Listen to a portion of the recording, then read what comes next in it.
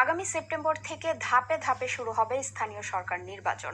এক বছরের মধ্যে দেশের সব সিটি কর্পোরেশন, পৌরসভা, জেলা, উপজেলা পরিষদ ও ইউনিয়ন পরিষদের নির্বাচন শেষ করা হবে বলে জানালেন স্থানীয় সরকার প্রতিমন্ত্রী মীর শাহে আলম।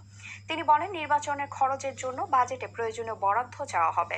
একসাথে 13টি সিটি কর্পোরেশনে নির্বাচনী তফসিল ঘোষণা করা হবে বলেও জানান তিনি। সচিবালয়ে সাংবাদিকদের এসব তথ্য দেন প্রতিমন্ত্রী। রিপোর্টে জানাচ্ছেন মাহবুব কবির চপল।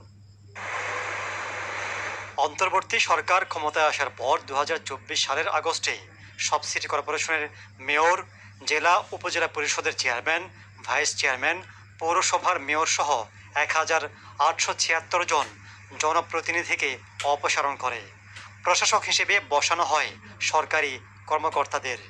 বিএনপি সরকার আসার পর আমলাদের সরিয়ে তাদের নেতাদের প্রশাসক হিসেবে নিয়োগ দেয়। দেশে 13টি সিটি কর্পোরেশন, 330টি পৌরসভা, 61টি জেলা পরিষদ, 495 উপজেলা পরিষদ ও 4575টি ইউনিয়ন পরিষদ রয়েছে। সেপ্টেম্বর থেকে এসব প্রতিষ্ঠানে নির্বাচন আয়োজনের প্রস্তুতি নিচ্ছে সরকার।